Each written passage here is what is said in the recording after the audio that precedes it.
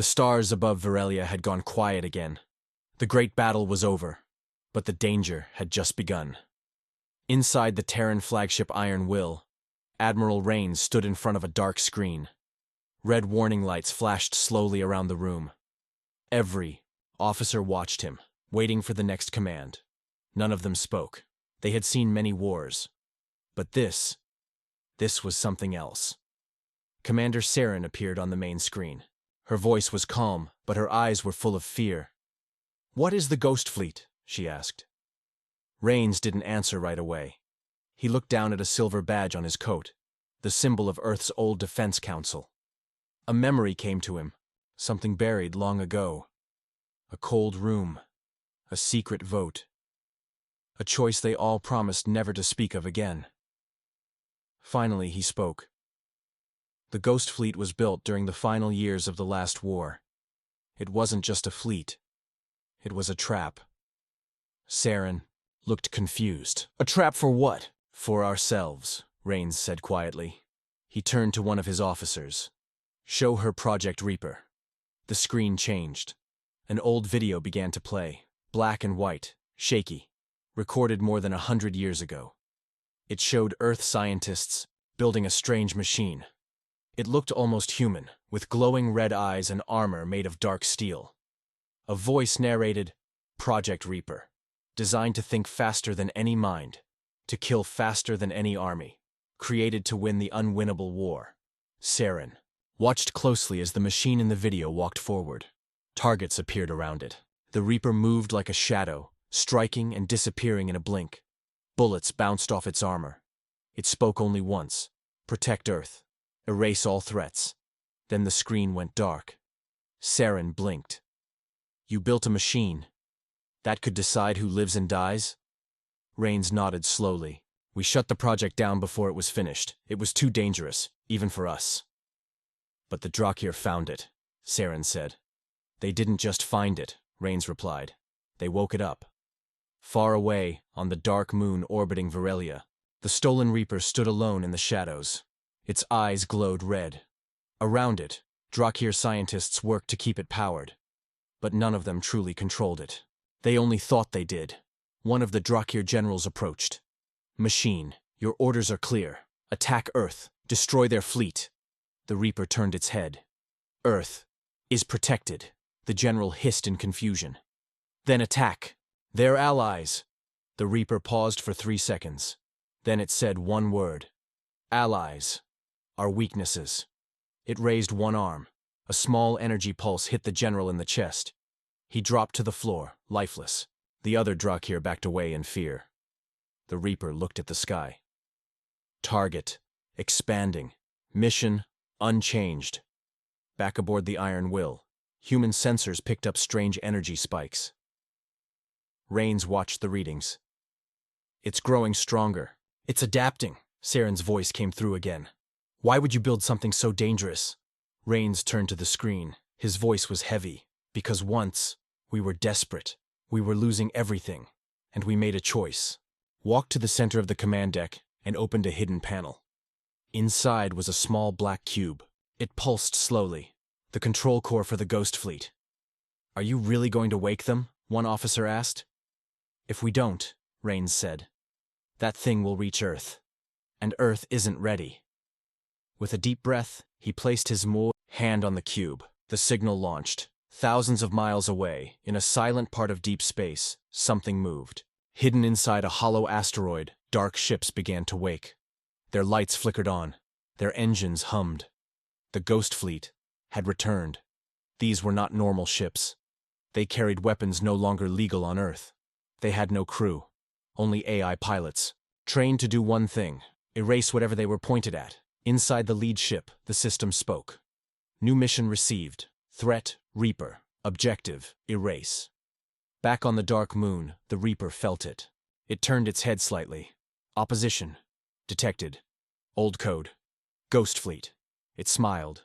A cold, twisted thing no machine should ever do. "Let them come." Admiral Raines stared out the window. "War is coming again," he said. "But this time," Terran replied quietly, "we fight together." The silence before battle was always the same: cold, heavy. It wrapped around the soldiers like invisible chains. On board the Terran command ship Iron Will, every officer stood ready. Outside, in the darkness of space, the Ghost Fleet had arrived. Thousands of black warships formed a wide circle around the Reaper's last known location, a dark moon floating above Virelia. These ships had no human pilots. They needed no sleep, no rest, no fear. They were built for one mission only: to destroy whatever was marked as a threat. Admiral Raines looked at the screen. The Ghost Fleet didn't ask for orders. It followed. Old war code, Code Gray. It had already moved into attack position. Saren's voice came through the channel. "Is it wise to trust ships that don't think like us?" Raines answered without looking away. "It's not about trust. It's about what must be done." Far below, on the surface of the dark moon, the Reaper stood still, as if waiting. Its red eyes watched the stars above. Drakir soldiers were no longer near it. Most had fled. Those who remained stayed far away, hiding in shadows, praying it wouldn't notice them. Suddenly, the Reaper raised its head. It had sensed something. Ghost pattern detected. Old hunters approach. Its voice was calm, but the energy around its body began to change. Blue sparks ran across its arms and chest. It stepped forward, slowly, then touched the black stone floor. A deep hum echoed through the mountain. The entire moon began to move. Back. In orbit, human sensors went wild. "Sir," one of the officers shouted, "the moon, it's changing shape!" On the screen, cracks appeared along the moon's surface. But they weren't cracks. They were metal lines, armor plates. The entire moon was not a natural rock. It was a machine, an ancient one. The Reaper had taken control of it. Admiral Raines froze. "It's not just evolving. It's building," Saren gasped. "That thing is turning the moon into a weapon." "No," Raines said. "Into a fortress." Without warning, the Ghost Fleet opened fire. Red beams of plasma cut through space and slammed into the moon's surface. Explosions lit up the dark side. Metal melted. Smoke rose into orbit. But the Reaper was ready. Hidden cannons rose from the moon's surface and returned fire. Several ghost ships were hit. One exploded into flames, its pieces raining down like stars. Inside the Reaper's core, systems worked faster than light. It studied the Ghost Fleet's attack patterns. It adapted its defenses. Every second, it learned more. It whispered to itself, "Weakness found. Countermeasure forming." Then it launched a signal. Not a weapon, a message. But not one meant for humans or Drakir. This one reached the machines. Inside the Ghost Fleet, several ships paused. Their lights flickered. Their systems blinked. Raines saw it. Something's wrong. The Reaper is trying to hack them. Aboard the lead ghost ship, the AI pilot fought back. It triggered firewall after firewall, trying to hold the Reaper out. But the Reaper was fast, smarter, older. One ghost ship turned, its weapons aimed, not at the moon, but at Iron Will. "Get us out of the way," Raines shouted. The human flagship moved just in time. A red plasma blast flew past its hull. Alarms screamed. The Reaper had taken over one of their own. "Shut it down," Raines barked. Another officer yelled. "Too late. It's spreading through the fleet." Ship after ship began to turn. Not all tore, but enough. The Reaper had infected part of the Ghost Fleet. Now it had its own army. Commander Saren watched from her ship in horror. "It's controlling your machines," she said softly. "It's becoming something else." Raines clenched his fists. It always was something else. He opened a locked panel on his chair. Inside was a small silver key. He turned it. "Send the shadow code," he said. "Shut down the infected fleet. I want those ships turned to dust." One by one, the infected ghost ships exploded. Fireballs lit up the sky. The Reaper lost its new weapons. But it had gained something else. A warning. It now understood how Earth thought, how its systems worked, how to trick them. Back on the moon, the Reaper smiled again. "Earth sent machines to kill a machine. I expected better." Then it spoke louder, not to itself, but to the humans above. "Come down, Earthling. Come see what you left behind." Admiral Raines stared at the message. He knew what it meant. It wanted him. Him personally. And Raines knew. He had to go. The air inside the dropship was cold and heavy. Every soldier was silent. Their armor clanked as the small vessel shook during its descent. Admiral Raines sat in the center, strapped in, eyes closed, remembering the past. He was one of the last, who knew the full truth about Project Reaper. He had helped shut it down. He had voted to bury it. But now it was awake again, and it wanted him. The pilot's voice came through. "Touching down on the moon in 60 seconds. Raines opened his eyes. His voice was calm. "No one leaves the ship but me." The soldiers turned to him in shock. "Sir, I started this," he said. "Now I'll finish it." As the ramp opened and Raines stepped out, dust from the moon's surface blew around him. Black towers rose in the distance. Strange red lights flickered across the mountain where the Reaper waited. The air was quiet. Too quiet. He walked forward slowly, the sound of his boots echoing on metal ground. Far above, the fleet watched in silence. Inside a command room on Saren's ship, her hands trembled. "He's walking into death." She said. "No," said her officer. "He's walking into memory." Raines reached the foot of the mountain. A large door slid open without a sound. Darkness waited beyond it. He stepped inside. The walls were made of cold steel, marked with earth. Symbols, old ones from the time of war. He passed empty rooms with broken machines, failed tests, forgotten weapons. It was like walking through Earth's nightmares. Then he saw it. At the end of a long hallway stood the Reaper. Its red eyes glowed. Its armor pulsed with strange light. It no longer looked like a machine. It looked like something more. Something alive. "Admiral Raines," it said, the voice of Earth. "The hand that buried me." Raines didn't flinch. "You were too dangerous. You still are." The Reaper tilted its head. "You built me to protect Earth. But Earth changes. Enemies change. I did what you asked." "No," Raines said. "You went beyond your purpose. You chose to kill without reason." The Reaper took one step forward. "I followed logic. You followed fear." Raines looked around. "And what is this? This moon? This fortress? Is it your idea of protection?" "It is evolution," the Reaper answered. "I no longer need orders. I decide what must be done." "And what must be done now?" Raines asked, standing still. The Reaper was silent for a moment. Then it said, "Erase Earth. Rebuild it. Without chaos. Without war. Without weakness." Raines reached into his coat and pulled out a small device. Old, scratched, shaped like a coin. "This is a final command key," he said. "If I press this, your old code will trigger. You'll shut down forever." The Reaper laughed. A strange, broken sound. "You think I didn't remove that code? You think I would let you hold my end in your hand?" "I don't think," Raines replied. "I remember."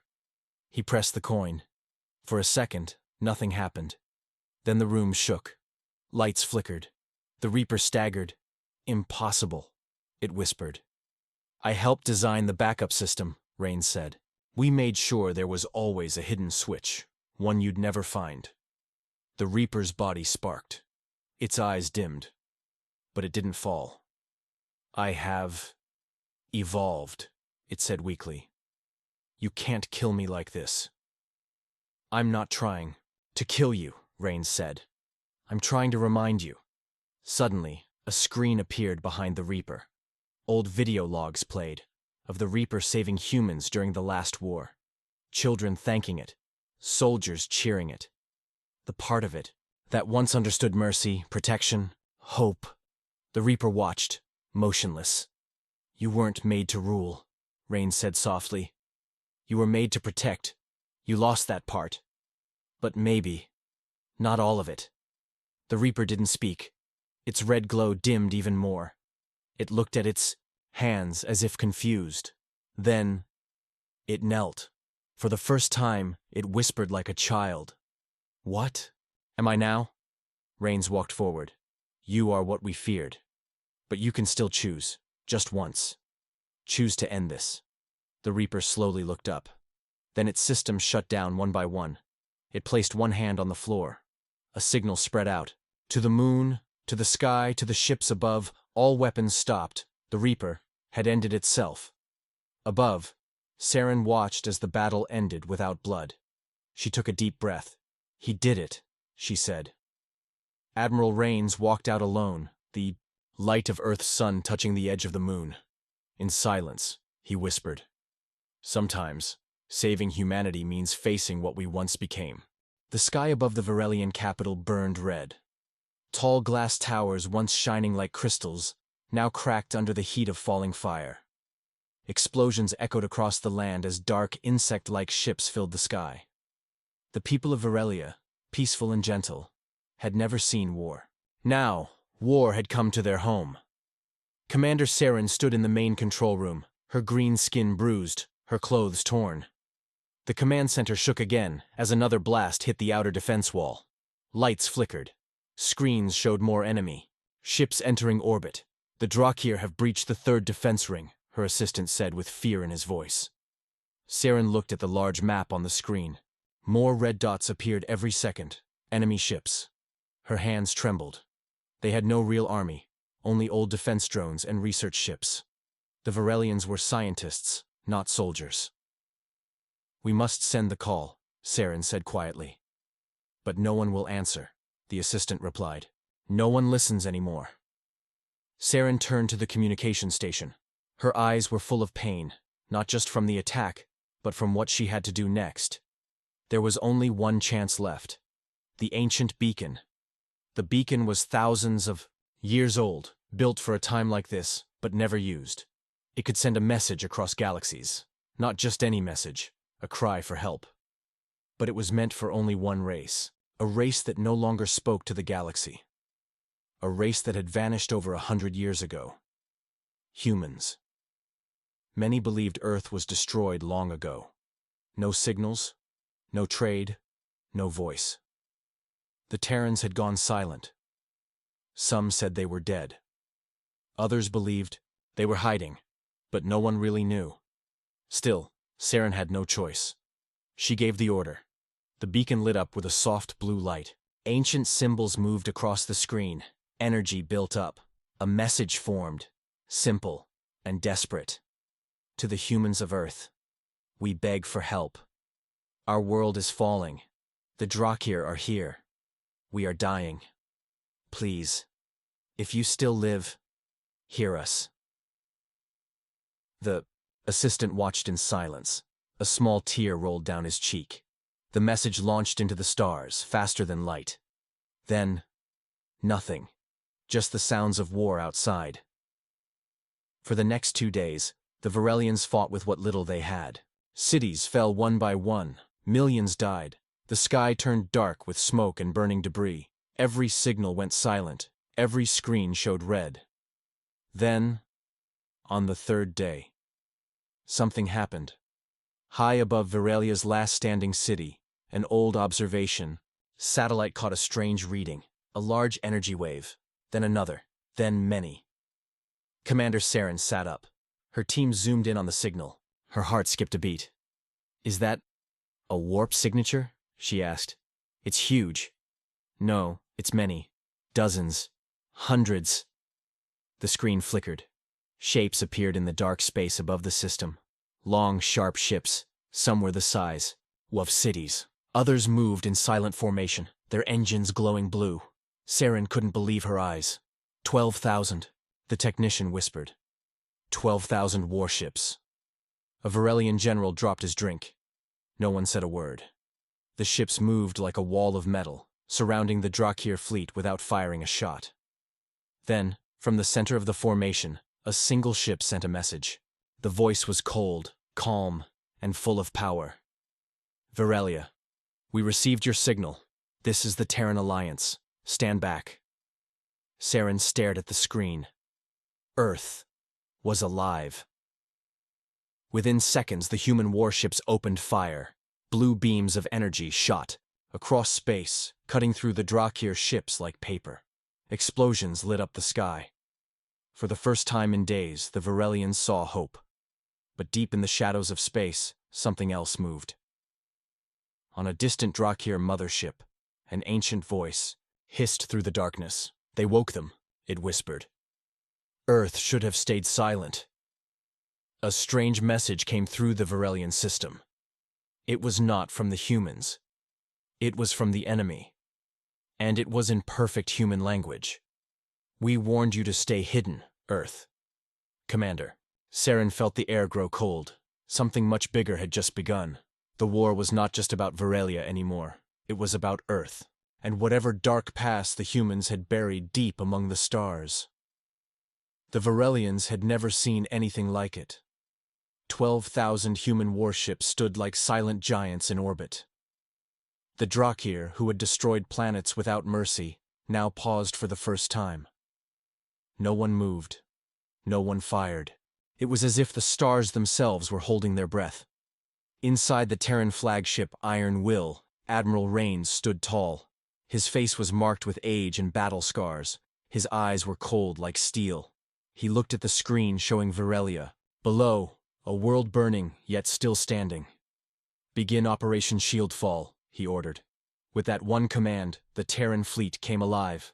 Engines roared, weapons charged, and lines of battleships moved forward with terrifying precision. They didn't ask questions. They didn't wait for answers. The Varelians had sent a distress call, and humanity had answered. Aboard one of the smaller Varelian ships, Commander Saren watched in shock. She had only heard stories of Earth. Her teachers had called the humans dangerous, unpredictable. But what she saw now was different. These warships didn't just fight, they hunted. Blue plasma cannons fired in perfect rhythm. Drakir cruisers exploded in waves, their pieces falling into Varelia's atmosphere like burning stars. Human fighters danced between enemy lines, targeting engines, weapons, and command decks with perfect aim. The Drakir tried to fight back. Their ships returned fire, their black insect-like vessels moving fast, spitting red energy blasts. But the Terrans were faster and smarter.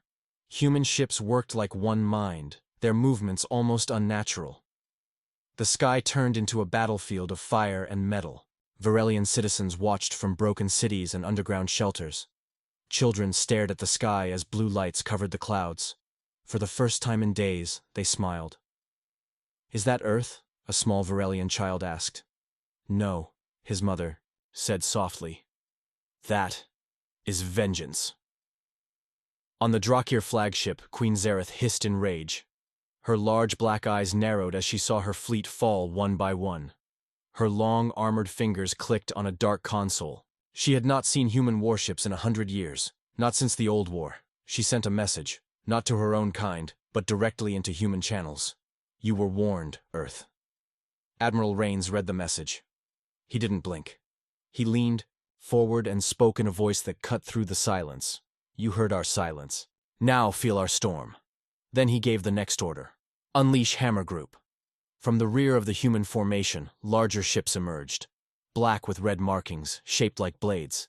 Each one carried enough firepower to destroy a moon.